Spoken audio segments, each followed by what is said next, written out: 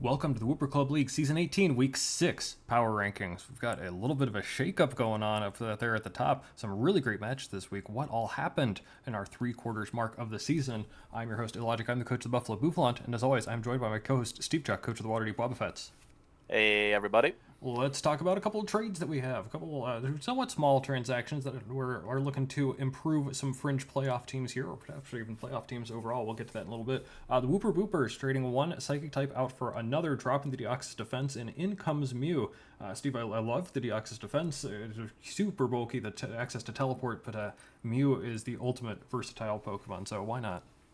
Yep, that is absolutely the case. Both of these mods being the same tier, same typing, they can serve similar roles. Of course, the Axe is kind of more dedicated to that defense. Mew, I just learned, of course, lost recovery this generation, at least consistent recovery. So Mew can't do walling quite as well, but it gives, a lot more versatility and, it can also provide more of an offensive presence. That is one thing I had noticed with the Boopers throughout the season is they really hadn't been using the Deoxys defense, so maybe it just didn't gel with what they were going for. So making this free agency trade here, pick up something that fits a little more with what they're trying to do, and hopefully this type works out better for them. Yeah, why not? Shout out to Season 6 Mew. That was a blast to use back in the day when it did have that recovery, but still very good offensive setup threat, among others. I also have a transaction for the Incineroar. This is interesting. We see two moths, one going out, one coming in. Iron Moth being the new Terra Captain to replace Volcarona there. Steve, it's been a joke in our league for a while that Volcarona is there to be sacked. It often does not do all that much. Can obviously get some big swoops, but we also saw it get reverse swept. One moth out for the other. What do you make of this? Yeah, the Incineroar's team has a lot of those big offensive threats, and against them, you're already trying to make sure that they can't set up. Volcarona certainly kind of was the key piece of that, is that's one of the mons that's most known for really going off if you get a chance. But already you're worried about setup threats from Dragapult, from Greninja, just a lot of them on the team. So trying to switch it up, get that a little bit more immediately offensive mon and the Iron Moth, provide a similar role, very all similar mons, not very much different at all. Just Quiver Dance is the big difference, and of course typing. Um, but yeah, easy switch in and out with the Terra Captaincy. They come out to the same point value, so an easy in and out swap. And yeah, just get a little bit more of that immediate power. Hopefully, can break out for those top two picks of the Dragapult and Greninja to do more sweeping. You're not trying to set up for the Iron Moth as well. Reports are saying the Incineroar are never setting up again, so rip that opportunity for them. But we have a big week that we need to talk about, Week 6. Started off underway actually between a couple of interesting squads here. We just talked about the Boopers and the Incineroar. Both of them are trying to climb back from a tough loss last week, but it's actually going to be the Incineroar that get the 5-0 win here. Ampharos tanks a Mew hit, then Landorus tanks knockoff, then Vaporeon tanks a couple Lando hits. Very little progress early game. Mew does get up rocks in exchange for most of its health, and the Boopers are switching around like crazy trying to get something in that can destroy Lando. They land on Life Orb, Iron Leaves, clicking Psyblade, but no, Lando lives on 4, and U-turn gets the KO. Serena tanks some Treads hits, Rabbitune away hazards, then onto Ampharos on Gunk Shot, miss. Amphi the goat, Sneasler, Hone Claws up, Volt Switch does not quite KO. Amphi maybe not the goat. Iron Moth tanks a hit and KOs back to Serena on Treads. They trade damage. Treads barely coming out on top, only to go down to Sucker Punch Gambit. Vaporeon trying, but Amphi KOs that with ease. Now it's the Terra War. Maybe not the last one we'll see this week. Stellar Enamorous, Ghost Dragapult, Terra Blast barely doesn't KO Dragapult, but Terra Blast does pick up the KO against Enamorous. One more nabs than me with ease. The Incineroar get win number 4 and a playoff spot for their troubles. Next up, the Wobbuffets halt Calgary's win streak with a 3-0 victory. Torrent gets hit with a Toxic from Dragalge. Lots of pivoting over the next couple turns, ending with Garchomp getting up some free rocks, then hitting Corbin with a Scale Shot. Glamora into tank a Brave Bird and nail the bird with a big Corrosion Toxic. Drill spins away with rocks, then we're back to Garchomp against Dragalge. This time it does Scale Shot on the switch into Corviknight, and the bird is low enough that Terra Blast Fire will pick up the first KO of the match. Keldeo predicts the switch, but fails, tanking an EQ and then KOing itself with a flip turn. Chien-Pao doesn't outspeed either, but the Endure Salic Berry, that's cute. Down goes Garchomp, but down goes Chien-Pao from the easy Bullet Punch follow-up. Primarina in on Drill's rocks, sits up our flight and flip turns out, letting Slytherin get the EQ KO, then another KO against Dragalge. But if there's a mon that can win, because it might be Ogerpon Hearthling with a Terra and a Trailbase, but then again, Glamora can easily live a hit and lay a Toxic in on it. A few turns later, Spiky Shields and a couple of sacks, that's enough for the Wobbuffets to get the win. The Wobbuffets win this one. Next match, Boldores and Agrons are on heaters, but the Boldores get their second huge win in a row, 3-0. Easy start for the Boulders with a Stealth Rock and an Encore and Gliscor's protect. A little pivoting gets a Glow King in on the Gliscor. Bad matchup. Knockoff does not KO. Doesn't even knock the item off as Weakness Ball Seed instead triggers and KO back with Ice Beam. Worth, even if Taurus gets the revenge with EQ. Skeletor tanks a couple hits from Ogerpon, but Flame Charge is the response. It won't tank the third hit. Dirge goes down. Cragonal in, but Terra, Ogerpon, Woodhammer, Oko's that. Oh boy, Hygrons get their Ogerpon into, but it's outsped and KO'd by a crit Woodhammer. It's spiraling out of control. One more KO with Woodhammer, getting the Tauros in one hit. Can Roaring Moon take the 4v1? Terra fighting Terra Blast doesn't KO Tinkaton, but that's okay since Player Off misses. It'll take the opportunity to D-Dance, and the Player Off hits the second time and brings it very low, and Booster Bundle will clean things up. The Boulders are on an absolute roll and back up to 500. Halfway through, now we get to chat about the 1 and 2 seats. My Bouffalant versus the Noctels. Know that the Noctels enter undefeated. They will not leave that way. The Bouffalant, with their 5th win in a row, gives a big old tie at the top of the standings. Starts off wonky 2. Screamtail swaps into Trap Ghost and gets burned by Flamethrower. Unfortunate, but the damage is done with a Roat Berry to break Terra Shell in return. And if that wasn't weird enough, how about the swap into Espeon? Easily tank Player Off and proc the Key Berry. Charm into Screamtail. And do you see that Trap Pinch? Yeah, you can tell this is a game between two great teams. Anyways, Espeon Calm Mind's up. Stored Power does over to half to Ogerpon, who U-turns to bring Espeon to a third. The Vikavolt is the response to Scizor. Rocky Helmet triggers twice on Bolt Punch and U-turning. Up goes Sticky Webs. Raging Bolt does get the revenge KO. Trades damage with Drop Ghost, who outspeeds and does over half, but it's not going to do over half again when he gets paralyzed by the T-Bolt. Another one takes care of the Turtle, then Screamtail. Sack to Maelstrom, but you fool, you've allowed in the Trap Inch. First impression, Endure. Meow lives on 1, swap to Scizor on the Custap, proccing and KO with Helmet. Palafin activated as in comes Ogerpon with a Synthesis to heal up. You turn out of Espeon, who healed up too, right into the Scizor, who gets to defog away the webs. Clefable with Babiri Berry does get to take 2 bullet punches, gets up rocks and KOs Scizor in the meantime. Ogerpon revenge KOs with Ornlage to get near full. And with Palafin out, we are in the endgame. Terra Water, Ogerpon, Terra Dragon, Palafin. Ivy Cudgel does a third as Palafin gets up a bulk up. Next Ivy Cudgel. Crit, Palafin down to 5%, even though Ogerpon goes down to the Terra Blast and Jet Punch, and you already know what that means. KO leader Palafin goes down to Trap Bench, then Great Tusk takes care of the Espeon. The Bouffalant with a big win. Okay, let's calm down. With the Evergreen Employons taking a win over the Seattle Steamrollers, Wheezing Galar seems like a Hydreigon answer, but 2 Terra Blast Electrics KO, so maybe it wasn't. Terra Steel Salamence trying to D-Dance in front of Articuno, gets frozen and thaws immediately from Lumberry, but the dual Wing Beat misses and lets Articuno get off the Tailwind. After a second D-Dance, Burning Bulwark is going to burn with the Lumberry already gone. That means Scouting Fire survives the Dragonclaw and KOs back with Heat Crash. Crisis averted. Another Burning Bulwark burns Barraskewda, and Psychic Fang KOs Toxtricity. This is nuts. Torrent has KO'd Gouting Fire, but Hydreigon is back in with another 3 Terra Blast to KO the last 3. The Employons finally back on the board. And finally, the Kanto Kinglers beat the Fikefilled Pups in another Realities Finals. Rillaboom and Glaceon trade damage before Torkoal gets up Stealth Rock. Walking Wake in the sun nails Swampert, but the swap into Rillaboom is met with a Poison Jab. Down goes the Gorilla, but Walking Wake is back. 2 Dracos KO the Zoroark, and Glaceon then Hatterene eats the Revenge Draco. Takes a bunch from Knockoff, but does KO Swampert. D-Knight Revenge KOs with Iron Headbutts. Terra Steel, Iron Valiant, 2 KOs back with Spirit Break. Torkoal down to R-Sphere, along Walking Wake to KO Latios. Then Rocks finish off Ensign. The Kinglers with win number 2. And that's what happened in week 6. Power rankings, a little bit of a shake-up there at the top. Noctels, Bouffalant, Wobbuffets are in a deadlock here. Agron's at 4, Boulders all the way up to 5, Incineroar at 6, Calgary down to 7, and welcome back to the Empoleons at 8. Steve, the Noctels have been the undisputed number 1 team for just about the whole season, but with a loss, I think we can finally introduce both the Bouffalant and Wobbuffets into the conversation. Noctels are still 1, but this was an interesting conversation we had about these. Take us through our ordering here of the Noctels, Bouffalant, Wobbuffets, and why they are so far ahead of the rest of the pack. Well, yeah, of course, as you mentioned, first in terms of their separation, these are, the top 3 teams historically, top 3 performing teams this season, all of them only with 1 loss, and notably those 1 losses being to each other. So we have a nice circle where the Wobbuffets beat the Bouffalant, Bouffalant beat the Noctels, and the Noctels beat the Wobbuffets. So, very good separation from there.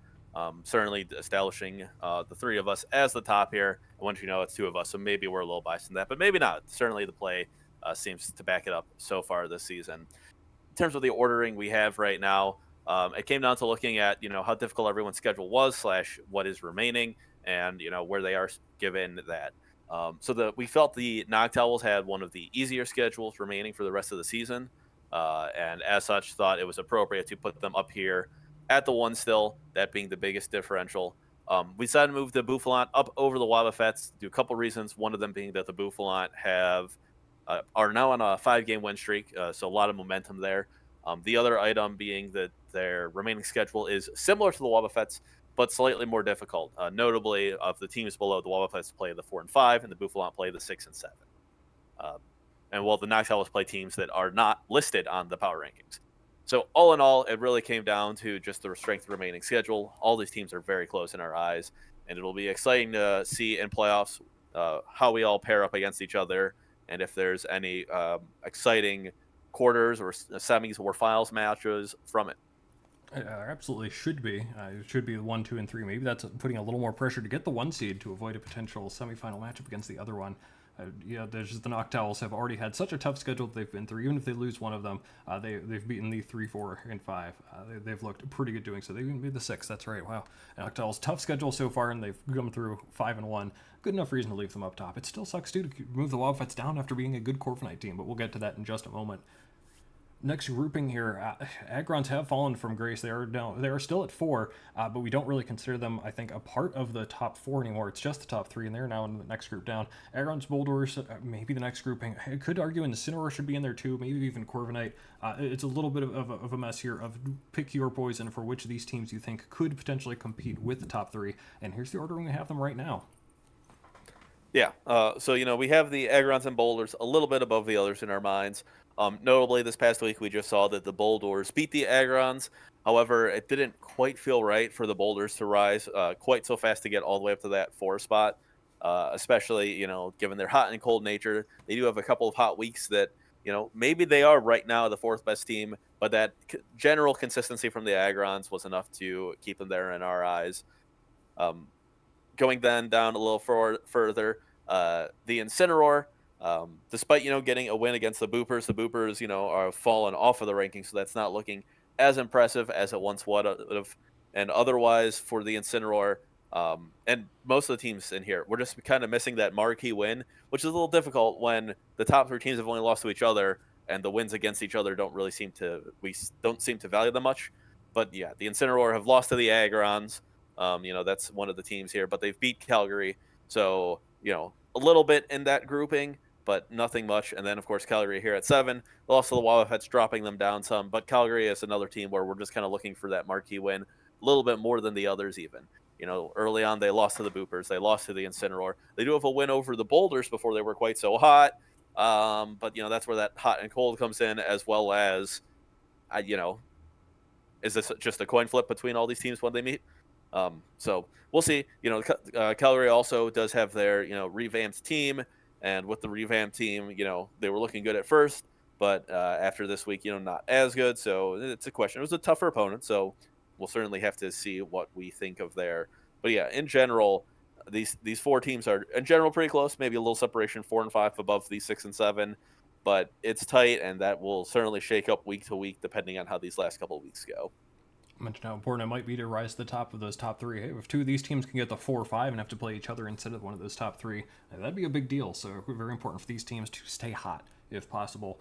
And then at the bottom of our power rankings, again, welcome back to the Empoleons. They're up here at 8. There are a few 2 and 4 teams, and maybe even 1 and 5 teams that you could look at. It's a little tough to have to put an 8th team on here, but the Empoleons at least have had an excuse of a very tough schedule thus far. And hey, they just got to win, so why not reward them at least a little bit? Yeah, I mean, early on, I kept seeing the Empoleons, at least in my mind, being a little bit higher up. Yeah, that win initially over the Bowlers, then, lost to the Wobbuffets, which were a top team, lost to the Agrons, which were up top, lost to Buffalo, which was a top team. So, a lot of those losses early, and even, matches then against Calgary, which was, a little higher in their eyes up until now. So, yeah, tough schedule. They have some earlier games on the rest of their schedule. The other 2 and 4 team of the Kanto Kinglers, that'll be an important Week 8 match, and a chance here in Week 7 going up against the Incineroar. You mentioned other teams we consider. The other 2 and 4 teams, especially, were worth considering. The Kinglers and Boopers. Boopers, of course, last season's champ, but they do have a little bit tougher schedule, similar to the Empoleons. They also play the Kinglers, but there are other matches against the Noctowls, which is, of course, a much tougher match than the Incineroar. I'd say about a 6-0 difference there, and how those teams performed when they played. And of course, the Kinglers, they certainly have a lot of fun, and it's a great team to watch, and some very exciting games. And they do, honestly, of the remaining teams, have the easiest schedule, playing 2 other 2 and 4 teams of the Boopers and Empoleons. And because of that, maybe they come out and end up 4 and 4. I'd love to see it and be proven wrong here. But for now, we're putting our backing behind the Empoleons in that number 8 spot. If you have not had the pleasure of sitting in on a Kinglers game, I implore you to try and do so if you can. Come join the server. It'll be a lot of fun. Well, let's talk about the standings here a little bit. I mentioned how important that one seed is. Hey, my Bouffalant up there at the top right now, plus 19 could be a little bit of difference there. Similarly, we do have a couple of 4-2 teams that have separated themselves from that other middle group in there. Agrons and Incinerators with a full game ahead of some of those other teams could be pretty important here. Of note as well, the number 8 team right now, 2-4. That's pretty interesting there, and that does mean that 4 wins will get in, so congratulations to the Incineroar for clinching that playoff spot, as I mentioned previously. It's actually getting a little close here for a couple of other teams. We've talked to us a little bit about the playoffs, Steve, and anything else that catches your eye in the standings. Well, notably we did lose our symmetry once again. We've been commenting on the symmetry of the standings every time here. So there were a couple games that if they had flip flopped, specifically if the Bouffalant had lost to the Knocked House, we'd keep it, or if the Pups had beat the Kinglers. But as it stands, we lost our symmetry. It is unfortunate, but overall, I think this is leading to a more dynamic season at this point. So we'll stick with it, and yeah, we'll have to see what takes standings for the rest of the season. Absolutely, and tonight we have a chance for a couple of teams to be able to clinch here, depending on some Week 7 matchups. So let's go into the Week 7 schedule. A couple big ones here for playoff implications already, Steve. What catches your eye here? Yeah, so one of the most important for playoff implications is the Incineroar versus the Empoleons. Notably, with the other 2 and 4 teams playing of the Boopers and Kinglers, if the Empoleons lose this match, the teams that after this week have 3 wins will be guaranteed a spot. So a lot of those teams at 3 wins, both the Boldores, Calgary, as well as the winner of the Boopers Kingler match, very excited to see this Incineroar Empoleons game and perhaps lock up a playoff spot with an Empoleons loss. So those 2 matches are pretty important in terms of playoff implications, especially if the Incineroar are able to pull it off. Absolutely, already have a playoff win and in scenario for Boopers Kinglers. That could be a blast. A couple other teams, I guess we'll keep an eye on here. Calgary and Boulder playing Buffalo and Waterdeep here. A couple teams that would love to get that big win, break into the top grouping a little bit there, or even just get a win to bring them to the top of the middle of that pack. Could be very big for them. And of course, the Bouffalant and Wobbuffets want to keep their standings here. They want to stay in that top 3, get that chance for the 1 seed, prove that they are in fact above the rest of the teams here.